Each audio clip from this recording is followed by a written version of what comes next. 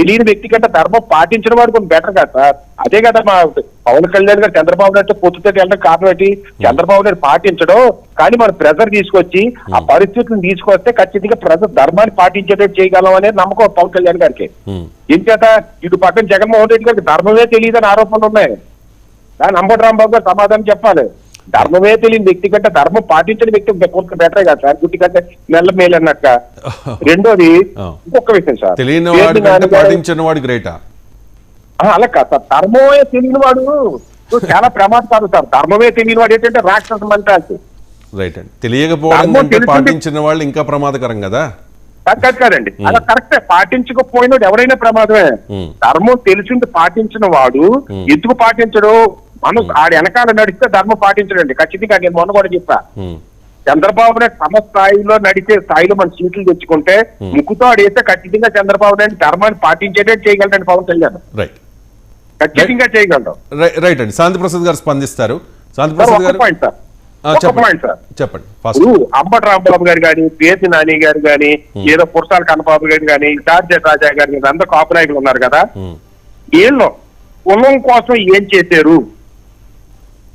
లేదు మీ కులం కోసం కానీ పార్టీ కోసం అంటే వాళ్ళు మంత్రి పదవుల ద్వారా తమ కులానికి ఏం చేశారు, తమ రాష్ట్రానికి ఏం చేశారు, తమ సామాజిక వర్గానికి ఏం చేశారు, తమ నియోజకవర్గానికి ఏం చేశారు అన్నది బహిరంగ డిబేట్కి రమ్మని మనం అందరూ వెళ్దాం.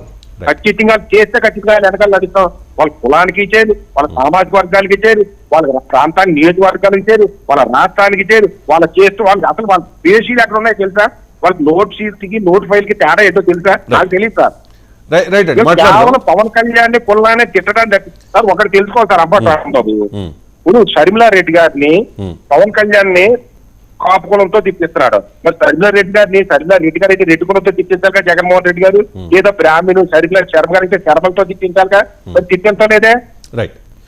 దాన్ని అర్థం శాంతి ప్రసాద్ గారు రియాక్ట్ అవుతారు. శాంతి ప్రసాద్ గారు, సత్యం గారు చెప్పిన దాని మీద ఏదైనా రియాక్ట్ అవుతారా మీరు? నేను అడిగిన ప్రశ్న మిమ్మల్ని. సత్యం గారు చెప్పిన నేను రియాక్ట్ అవ్వాల్సిన అవసరమే లేదు, ఎందుకంటే ఆయన ఎప్పుడు స్పష్టంగానే మాట్లాడతాడు. ఆయన చెప్పిన దాంతో ఏకీపిస్తున్నారు మీరు?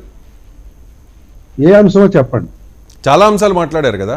గౌరవప్రదమైన పొత్తు అంటే 70 సీట్లు, ఆ 70 సీట్లు ఇస్తేనే ఓట్ ట్రాన్స్ఫర్ జరుగుతుందని ఖరాఖండిగా ఆయన చెప్పేస్తున్నారు సత్యం గారు.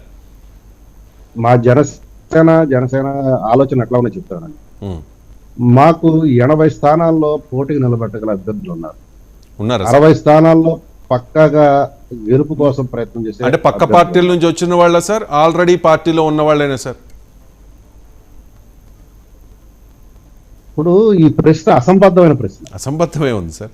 ఇప్పుడు పక్క పార్టీల నుంచి తీసుకొచ్చి టికెట్లు ఇస్తే మేము మా పార్టీ అభ్యర్థులుగా నిలబెట్టిన తర్వాత, మా గుర్తు మీద నిలబెట్టిన తర్వాత వాడు మావాడు అవుతాడు. కానీ వాడు ఆ లెక్కకు వస్తే ఇప్పుడు ఉన్న చంద్రబాబు నాయుడు కానీ, రాజశేఖర రెడ్డి కానీ, లేకపోతే జగన్ రెడ్డి కానీ, వీళ్ళందరూ ఎక్కడి నుంచి వచ్చిన వాళ్ళు?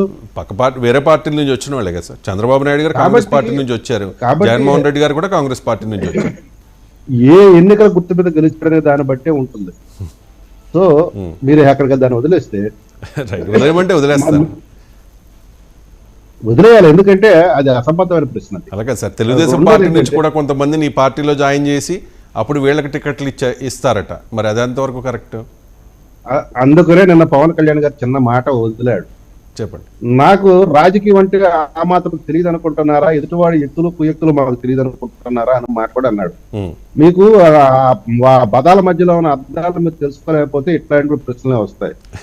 పవన్ కళ్యాణ్ గారు తత్వం జరగదు. పవన్ కళ్యాణ్ గారు ఇందాక సత్యం గారు చెప్పినట్లుగా సమానంగా నడుస్తున్నాం.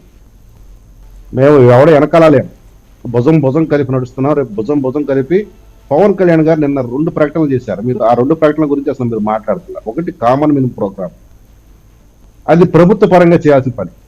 రెండోది కామన్ పొలిటికల్ ప్రోగ్రామ్, రాజకీయ పార్టీలుగా చేసే పని. ఈ కామన్ పొలిటికల్ ప్రోగ్రామ్ అనేది చాలా కీలకంగా పోతుంది. అది బహుశా ఏ మీడియా కూడా దాని మీద దృష్టి పెడతలా.